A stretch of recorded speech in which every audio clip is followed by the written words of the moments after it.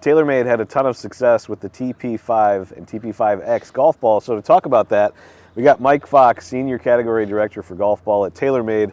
And Mike, we were talking a little bit off camera about the success that you all have had over the last year. How would you define that success, and what did it really look like for you? 2024 was an incredible year. We launched our first 5 and 5X golf ball for what had been 3 years, and the easy way to define success is we had more people playing TP5 and 5X than ever before. Wow. More people saw performance benefits from this product, and more people switched into it, and more people stayed in it that had been in our prior generations. You know, our goal as a company is to keep the players you have and then to add new players. And with this new product, we had done that more than ever before, because all you needed to do is either experience the product or play with someone that experienced the product, and it's something you needed to try, and then once you tried it was hard to get out of. So for us, the success was really just deemed by we had more people playing this product than ever before and seeing the incredible performance from it. Why do you think that happened? So for us, we talk about special products come around maybe once a decade. This was one of those special products. TP5X particularly was a half a club longer than the prior generation. Within golf ball, I mean, within all product categories, you're looking for incremental, minimal gains. And with golf ball particularly, where it might be arguably the hardest category to see those true benefits, because you're not always fitting inside with a golf ball. Sure. And aerodynamics comes into play. And it's hard for a golfer to maybe see on a golf course exactly how far this went. But for golfers to truly see the distance benefits from this new golf ball was noticeable. We talk about measurably and noticeably better. Measurably better means that this facility we're at right now, where we test golf balls every day, we're not doing interviews on them, Yeah. we can measure benefits. Noticeably better means is when I give it to the average golfer out there, they can notice a benefit or they can notice a difference, and that's what this product had that you don't get with a lot of other products out there. And I think when you can have that type of product, that when you're just, that can change your game, where you're hitting a 7-iron instead of a 6-iron, or whatever it is, you're in place on your golf course you've never been before, that's noticeably changing your game, and that's only going to stay quiet for so long. And then more and more people start building, and it just spiders from there. So it's been an incredible year. Yeah. You mentioned the facility we're at the Kingdom. Yep. A lot of the testing that you do happens with the Tour Pros. Yep. Nelly Korda, Rory McIlroy in particular, Yeah. they use these balls, and I thought they had some interesting quotes and opinions on the ball as well, right? So beyond this being the year we've had more golfers move into our product than ever before, it's also been, without question, the largest tour success we've ever had with a golf ball. And we're already one of the leading players on the worldwide tours. And Rory McIlroy had tested with some prototype versions, but really first put the product into play out in Dubai in about a year ago. And his first round with it in competition, he shot 9 under. And he finished second that week. And it was a pretty incredible week, only surpassed by the following week in Abu Dhabi when he won with it. Yeah. So he was off to a fast start, and so fast that his comments were, it's the fastest ball he ever played. He said it was 3 miles an hour faster than anything he'd used. And not saying Rory was short before, because he was already one of the longest hitters, but you just look at the ball speeds he's been accomplishing this year. You know, he typically lived in mid 180s. Now he lives in high 180s, low 190s, and he attributes a lot of that to the success of the ball. But Nelly Korda has probably been my favorite. It's one thing to switch a player. It's another thing to switch the #1 player in the world. Sure. And we did that with Nelly Korda. And this was her first full year winning the product, and she won 6 times with it. Yeah. And it's the best year of her career. And after her, I think it was her 5th win, when they asked how she liked the ball, she said, "I wish I switched earlier."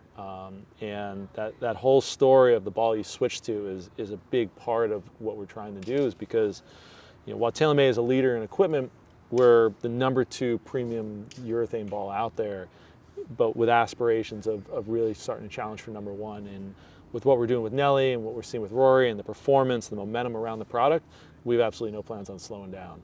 Yeah. Those are awesome endorsements. Yeah. That's got to translate over to the average golfer as well. What have you seen in the market outside of Tour in terms of trends of where people are going, whether that's the type of ball played, the specific model, or even the non-white balls with either colors or differences on them? Where are you seeing those trends go? Well, so the first thing that we're seeing is we're really seeing a split in price point. to where 70% of the dollars spent in the U.S. market, according to Golf Data Tech, which is our research body, are spent over $40. So you're talking the premium segment. Sorry, over $50. So in the premium segment. And then the rest are moving into what we call value performance, which is the SpeedSoft $25 price point. So while we've brought a lot of recreational players in, they're not necessarily just all playing bulk value product. They want a little performance out of it, and that's why SpeedSoft's so important. But then the golfers that have made the investments in the game, bought equipment, taken lessons, signed up for memberships, they're ready to play the premium golf balls. They're seeing the differences there. So for us, this is really where we've been focusing this last year, is with premium and then value performance. But the trend we've also seen is within visual tech. 2024 will be a year where we'll sell more products with a visual embellishment or visual technology like Pix or Stripe or ink than standard white golf balls, which is crazy. Yeah. Right? Forever, golf balls were white, round, and sit on the ground. Yeah. And that's just not the case anymore. If we can truly improve the performance of golfers' games through unique visual embellishments that honestly no one has ever been able to do before, because equipment like this has never existed before, then we're going to continue to push that performance. And golfers are gravitating towards it. And now you have options, whether it's logo golf balls or alignment lines or uniform Pix designs, to really make it look the way you want to play. So it's this balance of performance and personality, which truly you're only going to get from a company like TaylorMade. With the visual effects, the alignment specifically, I know I've got the stripe in my hand here, the TP5x stripe. What did you see early on with this? Because you know, oftentimes it can be hard to make people switch to something new, and this is drastically new. What did you see early on with this and adoption and feedback? The Stripe product was by far the most successful visual tech product we'd ever launched. We launched this product and it was probably the most intuitive product. Oh, I get it. It's a big 22mm band. It wraps all the way around the ball. It's clean. It looks great. I'm in. I know. And then once golfers experience with it or found it on a course or we seed it to them, they're like, oh, this is just easier. I mean, we don't just paint a stripe on a golf ball. One, the machines take years to develop and cost millions of dollars. But then beyond that, we go through the same advanced research on that as we do on performance testing with TP5 products. So we knew we had something that was better. We knew we had a product like with Stripe that was easier to align than a regular golf ball or a single line or a lot of the competitive alignment systems. So when you have something like that and it's that intuitive, and in the golf ball category that doesn't have newness very often, it didn't take very long for people to see something new, intuitively get what it does, try it, and then fall in love with it and change that golfer's game. What's nice within the golf ball space is it is a consumable. You don't have to spend $500 to try something out. Sure.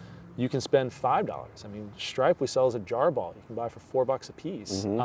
So for $4 or sleeve for $12 or a dozen for $40, you could try something new, and then if it works, you're going to stick with it, and that's exactly what happened. To go from hundreds of thousands to now millions of dozens with Stripe really just shows that if you can give something that golfers are going to use and then is actually going to work, there's plenty of people out there interested in something like that. Yeah. So how do you take those trends and then turn it into actual data that you can use and move forward? And what does that mean for the future of the golf ball? So we're constantly combining trends in the marketplace with advancements in R&D and engineering and materials. And then you use the insights from the best players in the world, whether it's your staff professionals or tour professionals, to put these three things together to come up with new generations of products.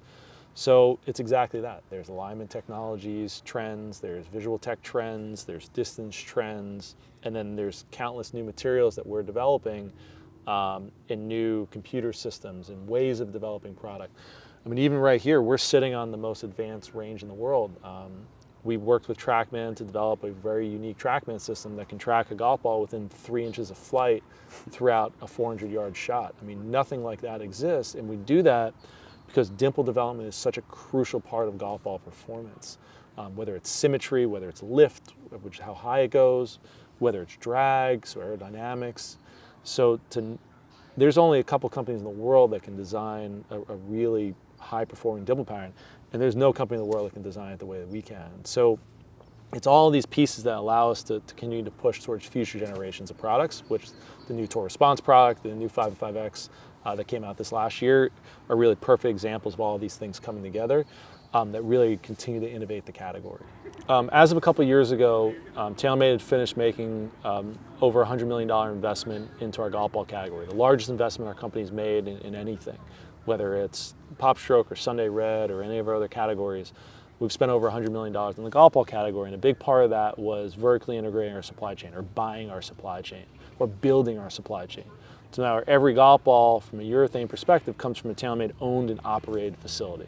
TaylorMade engineering standards, TaylorMade quality standards, and TaylorMade processes all the way through. And we own all of these factories to be able to produce those type of products.